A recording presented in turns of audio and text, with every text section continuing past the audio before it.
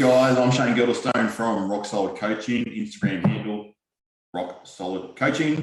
My co-host with us tonight, George Wilson, aka the female physique wizard from Flex Success. For those of you who've only just started to tune in, we're both online physique coaches in the field of body enhancement and competitive bodybuilding. We are both competitive bodybuilders ourselves, so we live and breathe bodybuilding. We're here to keep it real and talk about real shit, raising the topics that people don't want to talk about. We want to educate and bring you evidence-based information about the real shit, raising the topics. The information we provide in this is, if it makes you question what you've been told or taught or heard, well, that's good.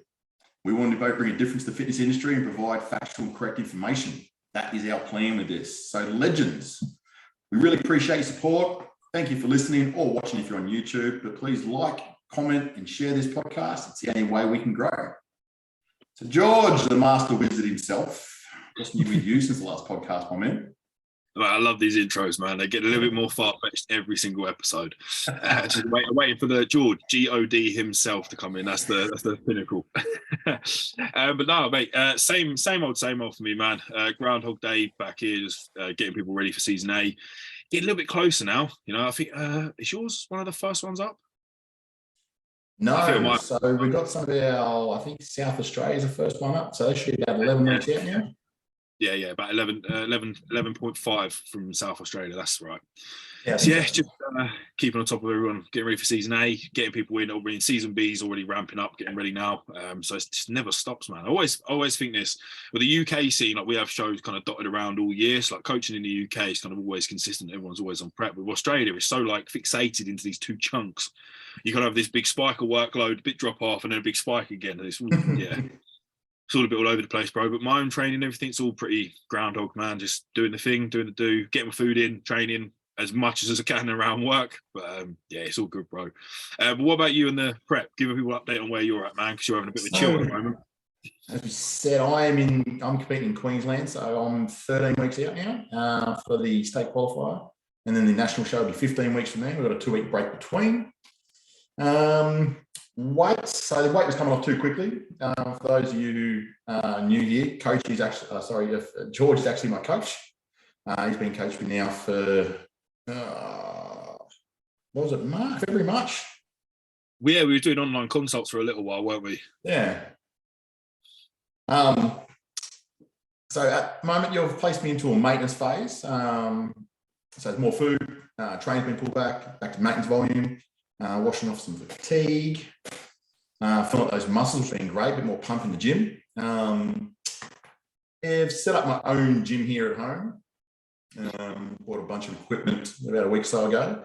So I've been doing a little bit of repair stuff to that. But mate, it's get up in the morning. I get up at 5. I go for my walk, get a little bit of fasted steps up, and then hit the gym here. It's relaxing. It's not that stress of having to get up, shower, scream to the gym, get things done. It's literally whack on my slides and walk down to my shed. It's brilliant, man. I love it. It's a bliss when you got the training set up at home. It's actually, that's leaving me with a few ideas. Actually, I could have you training twice a day quite easily with no issue. This could be a gift and a curse for you, man, because my brain's quite running now of ideas. But it's so much easier. So the time in your day, taking out traveling to the gym, traveling back, like it's just on hand. It's perfect, man. You're living the dream really with that setup. My goal is when we've got enough space to get that all kitted out, but I'm too picky with my equipment, man. How did you find getting everything? Oh mate, it's actually this was pure luck. I found on Facebook Marketplace. Bit of a sad story that he had a gym, and throughout COVID, unfortunately it shut down. And then he was also diagnosed with cancer, so he's only got a few years to live, the poor fella. And he was literally just offloading it quickly. The amount I paid for this is, I won't disclose how much I paid for it because I might want to sell it one day. But it was ridiculously cheap. So it was just literally, it was on Marketplace, first in, best dress, and I happened to get it. So it was quite lucky. Yeah. But I want to jump in quickly before we jump into the podcast. So as I said before, you've banged me into a maintenance phase. Now, this is something that I've never done before throughout prep. It's always been that push. And then as fatigue grows, you seem to push harder. Just sort of want you to explain to everyone on why you put me into this maintenance phase. Yeah, of course, mate. Apologies. Did I miss over you asking about that? Because my doorbell started ringing. I don't know if you could hear it. So I was trying to mute my end so you couldn't hear it. No, I didn't hear that. All good, man. So apologies, listeners, if you hear that. That was my awful doorbell. But no, so the whole purpose of this, my kind of theory and methodology around contest prep is getting as much work done as possible early doors. You've got to think, if we think about the what are we doing on prep, we're trying to expect clients and individuals to progressively increase their output and expenditure and perceived exertion and work rate, whilst driving them further and further into a suboptimal environment. You know, your recovery is getting worse and worse as you progress, but we expect people to perform better, which is kind of the opposite of how we would expect to periodize appropriately for an individual around nutritional training, right? You think about drug load and volume and everything titrating up with food, with the caloric intake and energy supply. So when we come to contest prep, we're doing the reverse of this. Dean summarized it so well. I've heard him summarize it perfectly on podcasts before about, you know, expecting the best out of individuals that are dropping into that suboptimal environment.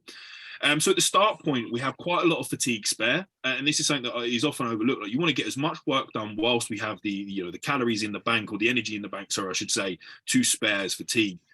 Instead of pushing in as things get harder towards the end, trying to chase your tail with time, like you get to a point where you push harder, but the body resents it and pushes back. Or you run into the situation that I'm sure you've seen watching shows, Shane, where you see individuals step on stage and they don't look like they've been maybe even like 6 weeks out because of how stressed and how flatlined their physique is. Like, it's stringy, it's tired, it's holding loads of fluid. And these are things that can be heavily avoided by, firstly, taking long enough prep in the first place. But secondly, making sure you get the main bulk of that work done first so that you can back off towards the end. So when things get hard at the end, when you're in low food, you know, high cardio or expenditure output is getting quite high, you want to be in a position where you can start to reduce some of these stresses or limit them as much as possible to kind of cruise in nice toward the end and bring you in early. So I know there's obviously, you know, probably a lot of people looking at your shots now going, oh, you know, 15, 14 weeks out, he's a bit ahead of the curve. But understanding, I want you ahead of the curve. I want us to be, you know, before we come to peak week, the goal is you're ready. We've just got to make minor manipulations on the peak to get you, you know, a couple of % better if we can. But we're not trying to do anything drastic. We're not trying to save the day come peak week or push you into it too fatigued. Again, because you come in stressed and with all of these variables turn up to 100%, it's going to affect how that last transition, which is the most important part, kind of happens. You know, if we don't manage that fatigue early and we get the job done, you end up chasing your tail, pushing too fast into it, and missing the mark, sadly. And if you again, the other concern is the caveat to this is, you know, coming in too early or over dieting per se. This is, again, it leaves you with time at the end to pull back to maintenance, wash off fatigue. And if you are ahead of the curve, you can slow things down. Like, it's better to be in front than it is behind chasing your tail. So that's kind of my theory, my ideology behind it. I've been on both ends of it. I've been a competitor myself, coming in stringy and short-lived and feeling a little bit annoyed with myself because of having to chase my tail. But I've also been on the caveat to that where I've come in a little bit earlier and ready, and I know which one I prefer. You know, I know which one is least stressful, you know, from an emotional and a psychological standpoint as well as a physical. And that is the whole element of that back end of prep. That is stress and fatigue management. The hard work should be done by that point, and you are just managing those 1%. So that's a little overview as to why we're approaching it the way we have. And you were ahead of the curve, so pull back, have a couple of maintenance weeks, let's refill, wash off fatigue, and essentially get that second lease of life to kind of finish that last stage. So essentially, it's about managing stress and fatigue, essentially. There was a long-winded way, very long-winded way. That is what we're doing. All right, guys, so let's dive into it. This is part 3 of the normal menstrual cycle.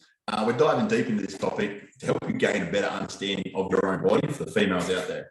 But whether you're a female physique competitor, if you're a coach, or simply someone wishing to want to know more about the sexual hormones and the menstrual cycle, we're hoping this will provide some insight.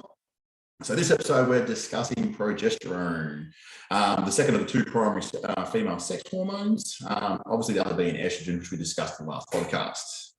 So without rambling any longer, let's dive in. Progesterone, George, what is it? Easy, right. So progesterone, like Shane said, is the secondary primary reproductive hormone that we're dealing with within the female physique. Obviously, remembering that there aren't exactly male or female hormones. We've got them all, males and females alike, just in different varying amounts. But progesterone is the second primary one found in female physiology. So progesterone is mainly released from the corpus luteum, which develops from the follicle that is chosen to produce the egg ovulation. It's a steroid hormone, so it's got very, very similar structure to a couple of other hormones in the body, and it makes progesterone a bit of a demon with where it can go and where it can bind within the body. So we've got four receptor sites in the human body where progesterone can bind to. The first and most obvious one is, of course, progesterone receptor itself, where it just sends its intended signal.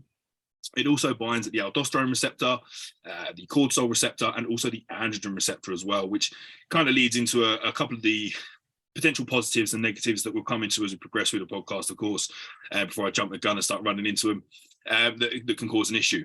So progesterone is a bit of a unique hormone, as in it's one of those keys that can undo many a lock.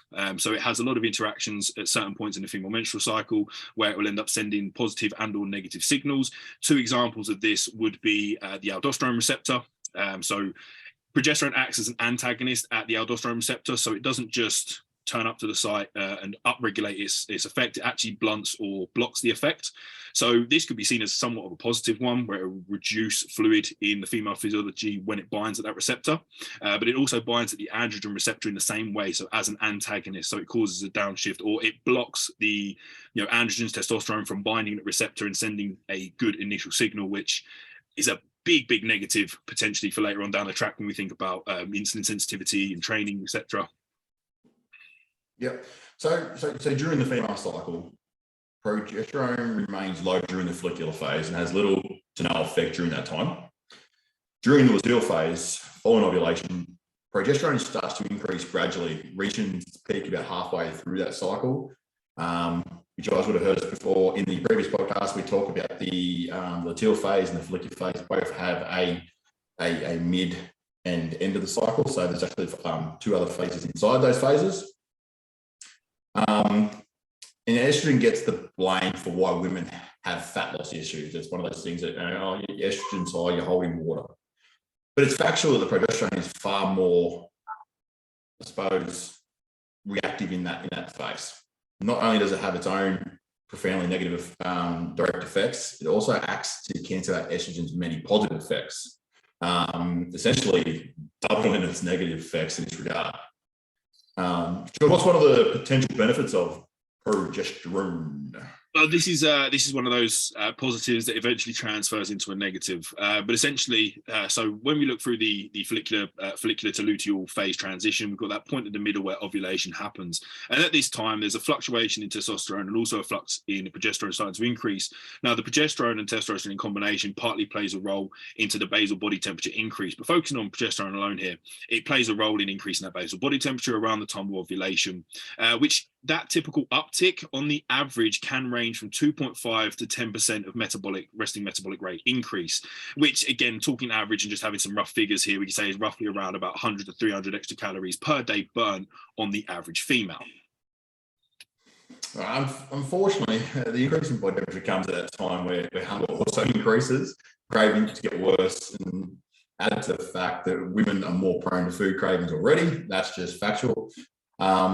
Women also show an increase attraction to those tasty, high-calorie foods too. So foods that are very palatable. But hands up, that's me too sometimes as well. This can make controlling that food intake, more difficult. And on average, women's calorie intake increases more than their metabolic rate. So, Georgie, why do women have an increased hunger during that luteal phase?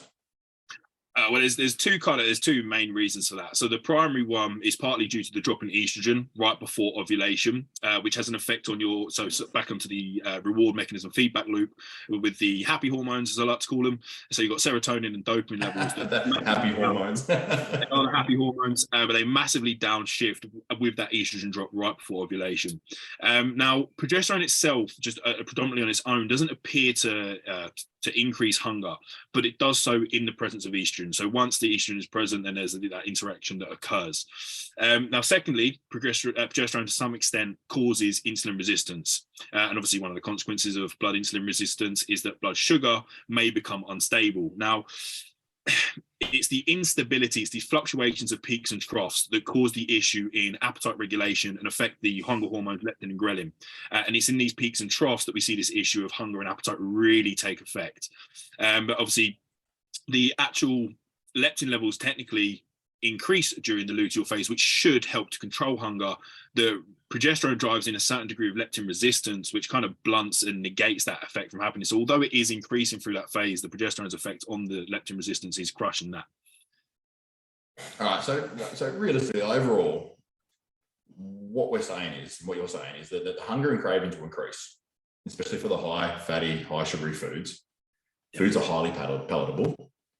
But if we can maintain the cravings and control the calorie intake, which is going to be a little bit of work from the end user, but at the end client, there's a potential to lose more body fat during that luteal phase and potentially enhance the fat loss phase. Or alternatively, you could increase food intake during this phase and maintain the diet adherence and still maintain body composition. Yeah. Spot on. Beautiful. But who's going to be able to do that?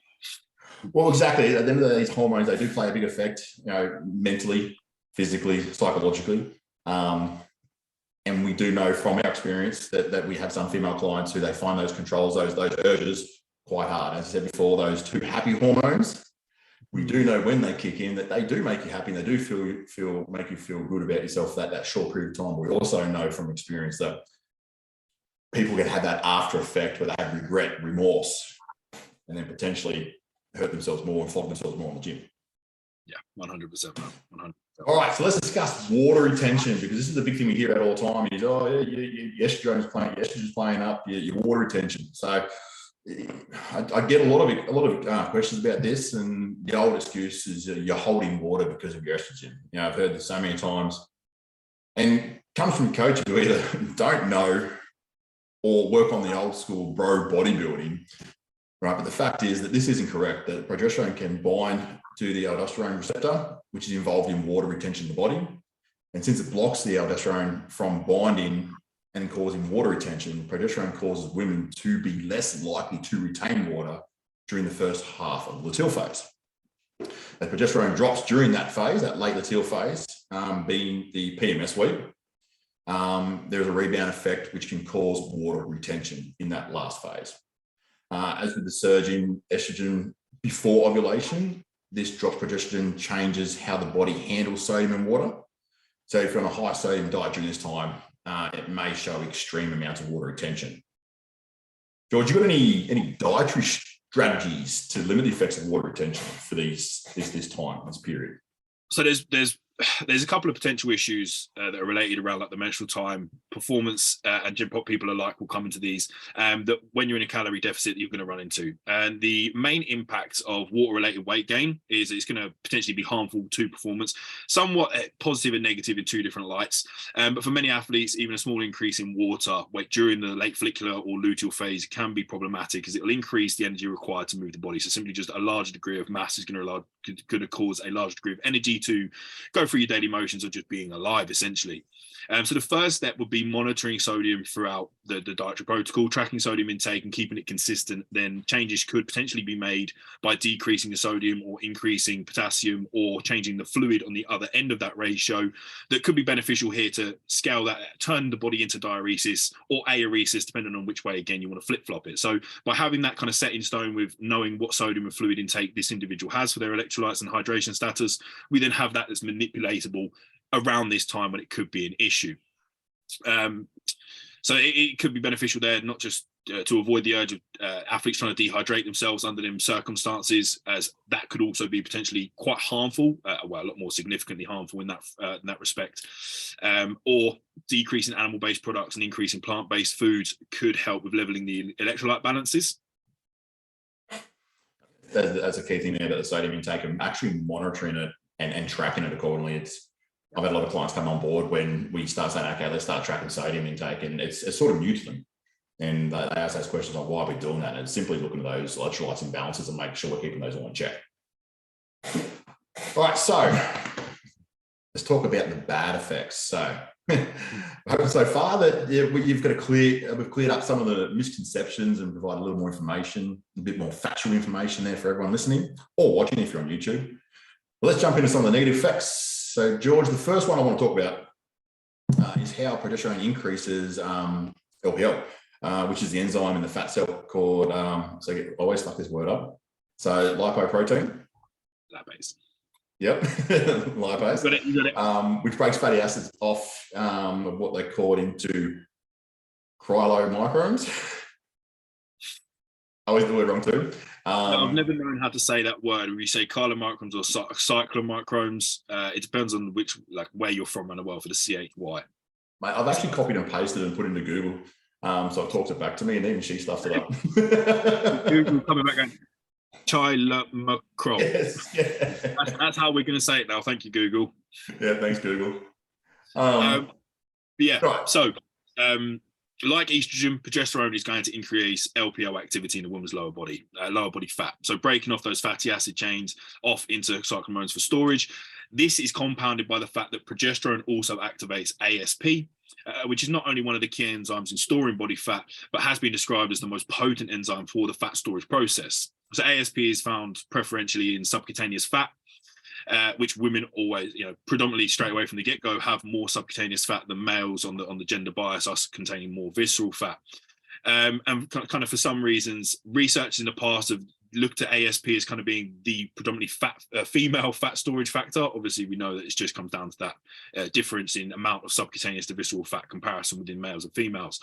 But all of which is important, as unlike estrogen, progesterone potentially activates ASP within the context of the menstrual cycle. This is set up in a sequence of events, increases the number of fat loss inhibiting alpha-2 receptors, then increasing progesterone levels activate LPL and ASP, ensuring that the excess calorie intake driven by the increased hunger is then stored as body fat. So in a time when females are being driven to eat more highly palatable foods, like we said before, they're then driven into a physiological state where they're more likely to store that body fat. So there's an additional negative, like we said, potentially if you was to be able to control these cravings and keep on top of it, you're potentially in a position to burn off more body fat. But you're also in a position where there is other vectors physiologically that are driving you to store more body fat. So if you do overconsume and you are in a surplus, the likelihood is that it's going to store it as subcutaneous fat because of that. Yeah. I think the other negative effect that I talk about too is also the impaired insulin sensitivity. So kind of driving back into optimizing nutrient partition there. So I guess very similar kind of line of function there. But progesterone opposes estrogen. So again, we talk about those combating effects that estrogen and progesterone. If we wanted to talk on an average, progesterone essentially does the opposite to estrogen for most cases. So progesterone opposes estrogen in the fact that it impairs insulin sensitivity. So the body's not going to utilize carbohydrates as well, or partition the nutrients, or enact reinstalling and restoring your glycogen, intramuscular glycogen stores. But this can be a good or a bad thing depending on the situation. So in the context of a high carbohydrate, low fat diet, we don't really want insulin resistance. It's not going to be ideal.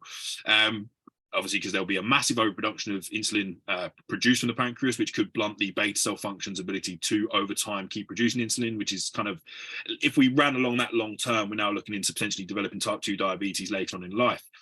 But of course, as we know, dietary structure setup is very important. And in contrast to that, if we was in a low carbohydrate, high fat diet, perhaps, then the insulin resistance isn't going to be too much of an issue or concern here, which could potentially lead you into the lines of maybe looking at a menstrual cycle diet. But as we know, as we've spoken about before, the reality is that this is very inconsistent and very hard to track over time with the current technology we have. Not to say that in the future it won't be possible, and if and when it is, female physique development will fly. We keep on bringing that up, that the current technology we have to be able to track this. We need to develop something or build something. I think there's a tool there that could be used, and we could become millionaires, mate. Who knows? Mate, I know there is quite a lot of good females in the industry in that space that are kind of trying to get these kind of pieces of information relevant and together. The problem we've got with designing the technology is that even like the Aura ring, so the ring that I've got on that tracks things, they now do a menstrual cycle tracking bit like inside the new generation one. But the problem is the current literature and everything they know and have on estrogen is mainly done and studied in males, not females. So quite a lot of the data that companies are using to structure technology around the tracking the menstrual cycle is taken off of old data on understandings of estrogen in males, not females, which seems fucking stupid to any extent. We're trying to track menstrual cycle regulations and get some technology for females. Why are we using data that is males and used in the opposite gender that don't have a menstrual cycle? I don't know why they keep on doing that. Why are they using males for these studies for this development? It doesn't make any sense. There is, however, like I said about the females in the industry that are taking a step forwards, and forgive me for not remembering your name, but she was on the Flex podcast to talk about this, talking about menstrual cycle regulation, the female physiology, and she mentioned about she's designing a ring similar to Aura, but it is taken off of real female data, real female literature. Oh, good. It's about time, but again, that doesn't answer the question of having something that could, like, day to day predict where the female cycle is in each individual. So it's definitely a lot better than what we have, but still not quite what we need. We've actually developed for my Pocket PT app. We've actually developed for our female clients on that app that they've actually got the ability now to track their menstrual cycle through their rather basic tool for them to use, but then they're going to know like what stages they're in when the menstruation's coming around. It's a very easy basic app for them. It's just something I felt there was a need there for those individuals to start tracking themselves. And instead of go flick between another app and go backwards and forwards, that was all in that. 100%. It's tracking the menstrual cycle is important, not only just to kind of get a basis of what's going on in the physique at that time, like a rough guideline of knowing, hey, you're going to hold more fluid this week coming, but we expect that, we know it's coming, but more importantly, it also allows you to track abnormalities in the cycle over time. So duration between bleeds, so potentially missing a cycle or missing multiple cycles. It's going to help you to pick out on potentially being amenorrheic or making sure you are eumenorrheic. There's also a chance that you can take anecdotal data with the individuals of like how heavy the bleed was, how light the bleed was, how they're fluctuating, how they're feeling. Like just by tracking it, you can kind of piece together a little bit more information about the individual. It massively helps in coaching them. I think just to finish off about the insulin resistance, that's what's going to cause the blood glucose levels to become more unstable, which is going to overall affect your energy levels, mood, and potentially your hunger. Perhaps confusingly, the insulin resistance that develops during the luteal phase causes a decrease in carbohydrate use and an increase in fat utilization both at rest and during the aerobic exercise as well. So let's conclude. Let's wrap this up before we go on for too long, because we know that people don't like to listen to long-ass podcasts. So taken as a whole, the effects of progesterone are to ensure and enhance not only general fat storage, but fat storage specifically in a woman's lower body.